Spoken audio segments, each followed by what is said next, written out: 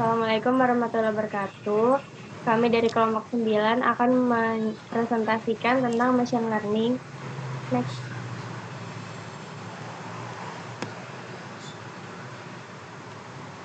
Jadi pengantar machine learning yang pertama itu, machine learning adalah mesin yang dikembangkan supaya bisa belajar dengan sendirinya tanpa arahan dari penggunanya atau usernya.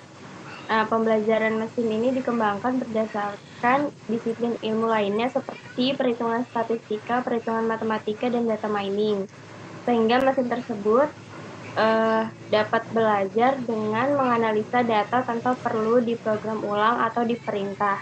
Contohnya yaitu Google Search, Google Translate, chatbot, sosial media seperti Instagram, TikTok, dan lain-lain.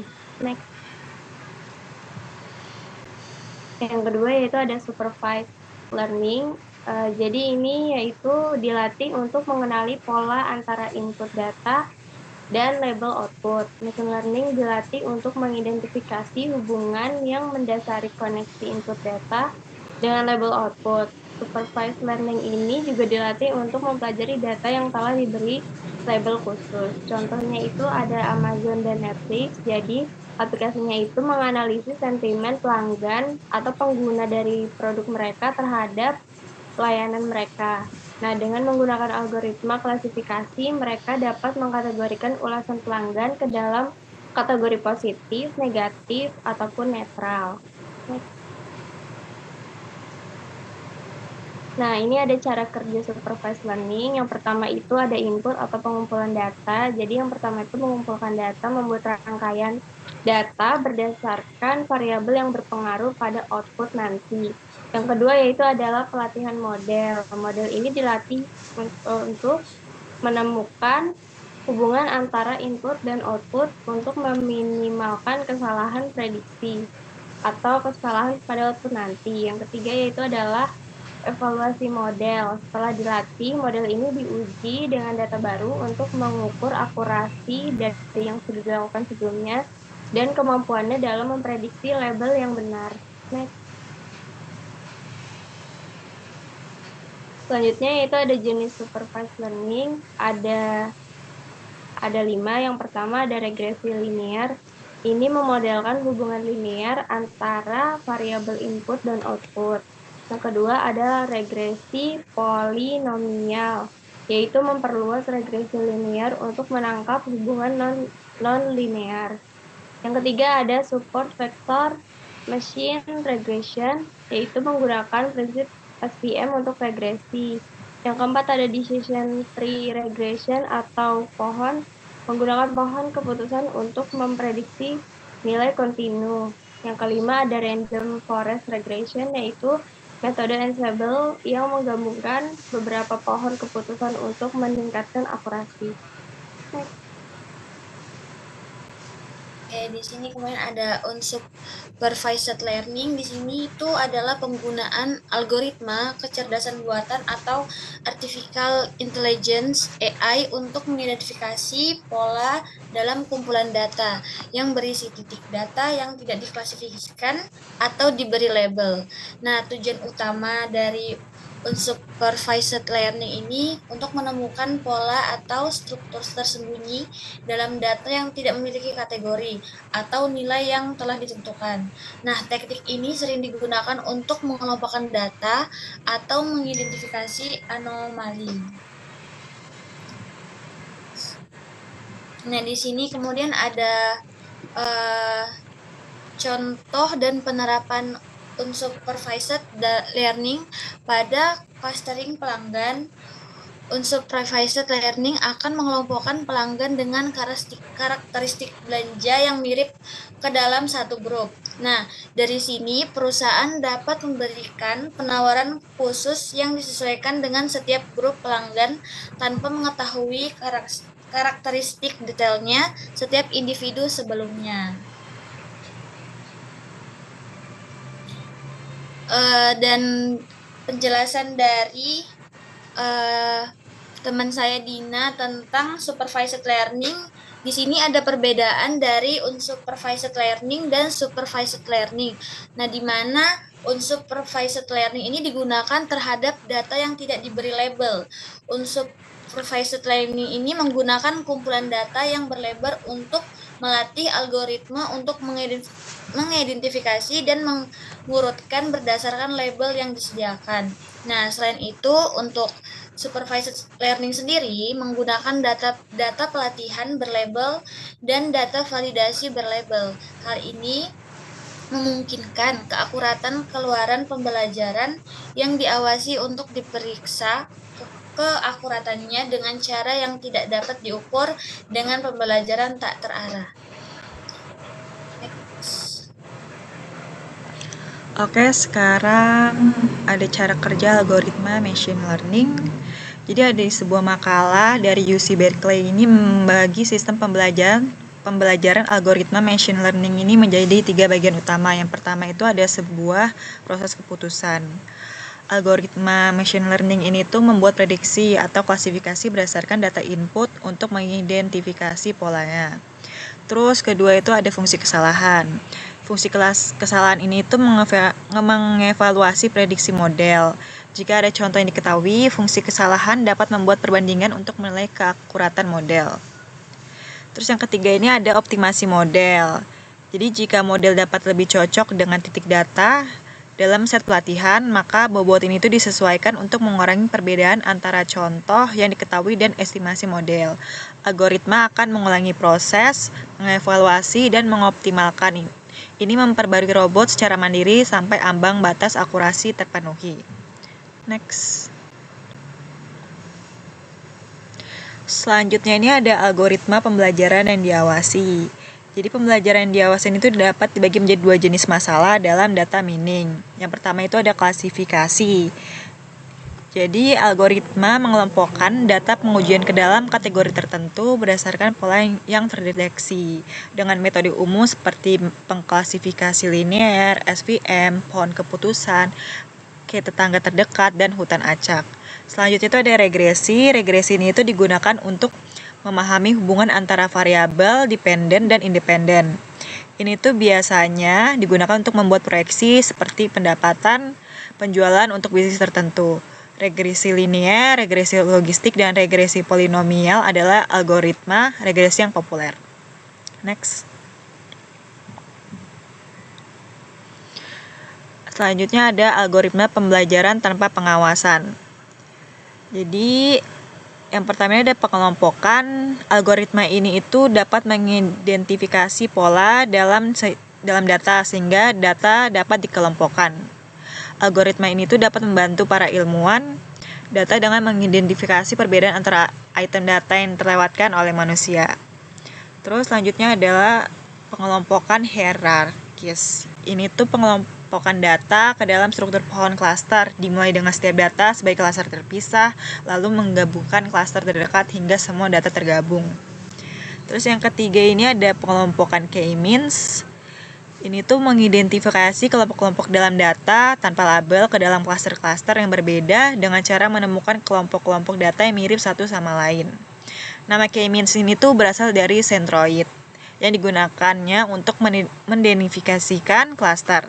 Sebuah titik ditetapkan ke dalam klaster tertentu jika titik tersebut lebih dekat ke pusat klaster tersebut dibandingkan dengan pusat klaster lainnya. Next. Selanjutnya ada algoritma pembelajaran semi supervisi.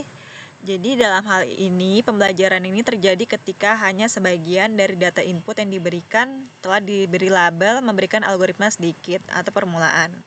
Pendekatan ini tuh dapat menggabungkan yang terbaik dari kedua dunia, peningkatan akurasi yang terkait dengan pembelajaran mesin yang diawasi dan kemampuan untuk memanfaatkan data tanpa label yang hemat biaya, seperti dalam kasus pembelajaran mesin tanpa pengawasan.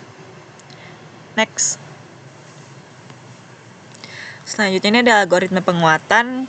Jadi dalam hal ini, algoritma ini tuh dilatih seperti hanyalah manusia belajar, melalui hadiah dan hukuman yang diukur dan dilacak oleh agen pembelajaran penguatan yang memiliki pemahaman umum tentang probabilitas keberhasilan menggerakkan skor ke atas, menggerakkannya ke bawah melalui uji coba dan kesalahan. Agen belajar untuk mengambil tindakan yang mengarah pada hasil yang paling menguntungkan dari waktu ke waktu. Pembelajaran muatan sering digunakan dalam manajemen sumber daya robotika dan permainan video. Next. Jadi ini ada teknik dasar machine learning. Dalam membangun machine learning yang efektif, ada beberapa teknik dasar yang perlu diperhatikan. Kita akan membahas 5 teknik utama. Yang pertama itu ada pre-processing data. Itu yang pertama, langkah awal dalam mempersiapkan data untuk machine learning ini itu penanganan missing value. Ini tuh mengisi nilai-nilai yang hilang dengan pendekatan yang sesuai, seperti menggunakan mean, median, atau metode lainnya. Selanjutnya itu ada encoding fitur kategorik. Ini tuh untuk mengubah fitur non-numerik menjadi format numerik agar bisa diproses oleh model, misalnya dengan one-hot encoding. Selanjutnya ada normalisasi dan standarisasi data. Ini menyeragamkan skala fitur agar semuanya berada dalam rentang yang sama, dapat menggunakan min-max, normalization, atau standardization. Terus yang kedua, teknik dasarnya itu ada feature engineering. Yang pertama itu ada feature selection atau seleksi fitur. Ini itu untuk memilih fitur-fitur yang paling relevan dan informatif bagi model. Teknik ini tuh dapat digunakan adalah recursive feature elimination atau information gain. Selanjutnya ada kreasi fitur baru atau fitur creation. Itu membuat fitur baru yang lebih informatif dari fitur awal. Misalnya itu kita bisa mengkombinasikan atau melakukan transformasi pada fitur yang ada. Selanjutnya ada model selection. Jadi untuk memastikan model yang dibangun dapat menggeneralisasi dengan baik, perlu dilakukan yang pertama itu ada trend test split. Ini tuh untuk memisahkan data menjadi set pelatihan atau training set dan set pengujian atau test set agar model dapat dievaluasi secara objektif. Terus selanjutnya ada cross validation. Ini tuh untuk mengevaluasi model dengan menggunakan multiple fault data untuk mendapatkan estimasi performa yang lebih akurat. Next. Selanjutnya teknik dasar machine learning yang keempat ini ada hyperparameter tuning. Itu yang pertama ada grid search. Ini tuh untuk mencoba berbagai kombinasi hyperparameter secara ekshaustif untuk menemukan yang terbaik. Terus ada random search. Ini tuh mencoba kombinasi hyperparameter secara acak untuk mengeksplorasi ruang pencari yang lebih luas. Yang terakhir teknik dasarnya itu ada evaluasi model. Ini yang pertama itu ada matriks untuk regresi. Itu contohnya ada mean square error, root mean square error, dan R-squared. Terus kedua ada matriks untuk klasifikasi. Ini ada akurasi, presisi, recall, dan F1 score. Yang terakhir ada kurva erosi dan AUSI. Ini tuh untuk mengevaluasi performa model klasifikasi biner. Okay. Next. Oke, selanjutnya ada evaluasi model machine learning. Jadi, evaluasi model machine learning adalah proses untuk menentukan kinerja model pembelajaran mesin dengan menggunakan metrik evaluasi. Evaluasi model ini dilakukan untuk memahami kekuatan dan kelemahan model serta untuk menilai kemanjurannya. Evaluasi model juga penting untuk menilai kemanjuran model selama fase penelitian awal dan juga berperan dalam pemantauan model. Next. Mengapa machine learning itu membutuhkan metrik? Nah, jadi machine learning membutuhkan metrik itu untuk yang pertama evaluasi kinerja model machine learning, yaitu metrik membantu mengukur seberapa baik model machine learning memprediksi target atau mengklasifikasikan data. Ini membantu menentukan apakah model machine learning bekerja dengan baik atau perlu ditingkatkan. Yang kedua itu pembandingan model machine learning, yaitu metrik membantu membandingkan kinerja model machine learning yang berbeda dan membantu memilih model machine learning yang paling baik. Yang ketiga, pengoptimalan model machine learning. Metrik ini membantu menentukan apakah model machine learning perlu ditingkatkan dan bagaimana mencapai hasil yang lebih baik. Yang keempat, keterbacaan dan interpretabilitas, yaitu metrik membuat hasil dari model machine learning lebih mudah diterima dan dipahami oleh para pemangku kepentingan seperti stakeholder atau klien. Yang kelima, membuat keputusan. Metrik ini membantu membuat keputusan yang data-driven dan memastikan bahwa model machine learning ini bekerja sesuai dengan harapan. Next. Selanjutnya, metrik ini yang sering digunakan untuk machine learning. Jadi dalam bidang machine learning, evaluasi model ini sangat penting untuk memastikan bahwa model machine learning tersebut memiliki performa yang sangat baik. Nah, ada beberapa metrik yang digunakan untuk mengukur performa model machine learning dan membandingkannya dengan model lainnya. Next. Yang berikut ini beberapa metrik yang sering digunakan dalam model machine learning, yaitu pertama ada akurasi, yaitu mengukur persentase prediksi yang benar dari seluruh prediksi. Nilai akurasi ini berkisar antara 0 dan 1, dengan 1 menunjukkan prediksi sempurna dan 0 menunjukkan prediksi tidak benar sama sekali. Yang kedua, precision, mengukur rasio prediksi positif yang benar dari semua prediksi positif. Precision memberikan informasi tentang seberapa sering model machine learning membuat prediksi positif yang benar. Nilai precision berkisar antara 0 dan 1. Yang ketiga, recall, mengukur rasio dari data positif yang benar yang ditemukan dari seluruh data positif. Nah, recall ini memberikan informasi tentang seberapa baik model machine learning menemukan semua data positif. Nilai recall berkisar antara 0 dan 1. Yang keempat, F1 score. Jadi ini rata-rata harmonis dari precision dan recall. F1 score ini adalah ukuran keseimbangan antara precision dan recall dengan nilai yang tinggi menunjukkan keseimbangan yang sangat baik antara kedua metrik tersebut. Next. Selanjutnya yang kelima itu ada ROC AUC, yaitu mengukur kemampuan model machine learning untuk membedakan antara data positif dan negatif. Jadi skor ROC AUC berkisar antara 0 dan 1, dengan 1 menunjukkan model machine learning itu sempurna dan 0,5 menunjukkan model machine learning yang buruk. Yang keenam itu Mean Square Error atau MSE, yaitu mengukur rata-rata kuadrat dari perbedaan antara prediksi dan target.